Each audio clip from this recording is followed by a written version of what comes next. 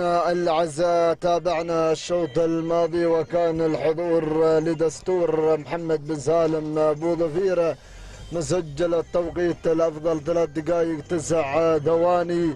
أيضا معلومة مشاهدينا الكرام بالنسبة عن الشاهنية صاحبة الشوط الأول الرئيسي في صباح هذا اليوم، تنحدر من سلالة الطياري المملوك لسيد حرام بالسعودي الكتبي. هذا المعلومة الذي وصلت من مالك الشاهنية. نسير مع الانطلاقة والصدارة، ونذكر أيضا بسلالة دستور تنحدر من سلالة شاهين أبو راشد.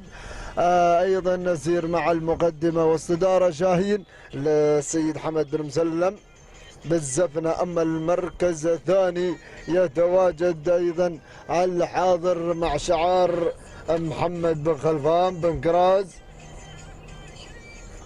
تواجد وحضوره مع هذا الأداء المميز والمتواجد على القيادة والصدارة شاهين محمد بن خلفان بن كراز اللي مسيطر من خلال تواجد الشعار. أما المركز الثاني وصل وتحرك مشاهدينا الكرام شاهين عمر بن حربي بطشة، والمركز الثالث هملول محمد بن غريب بن راشد الكتبي، والمركز الرابع يتواجد شاهين حمد بن مسلم بالزفنة. وصل وتحرك في هذه اللحظة شاهين لعبد الله بن محمد بن زيتون على المركز الرابع، ولكن وصل شعار حمدان بن حمد بالطير بدأ يتحرك على المركز الرابع والمركز الخامس. وصل وتحرك أيضا شعارك يا بن عويضان القادم على ظهر شاهين في المركز الرابع، تسلل إلى رابع المراكز،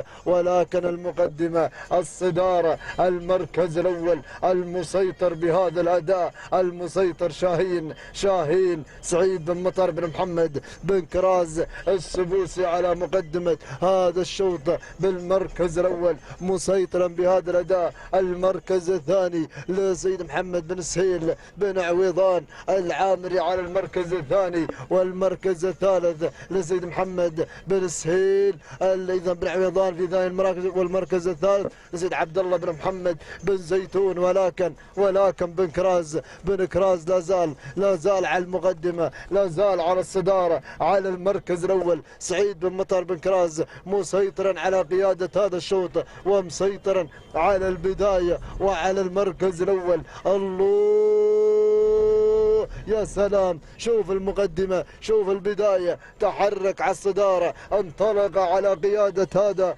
الشوط بالمركز الأول بالفعل اللي هو شاهين لسيد مطر لسيد سعيد بن مطر بن كراز، ولكن بن عويضان، ولكن خلاص تهانينا. الله لحظات الوصول، صراع والتحدي، تهانينا لسيد سعيد بن مطر بن كراز. المركز الثاني لسيد محمد بن سهيل بن عويضان، المركز الثالث لسيد حمد بن عبيد بن لحاس. أما التوقيت 3 دقائق 15 ثانية. تهانينا والناموس لسيد سعيد بن مطر بن كراز على فوز شاهين بهذا الشوط.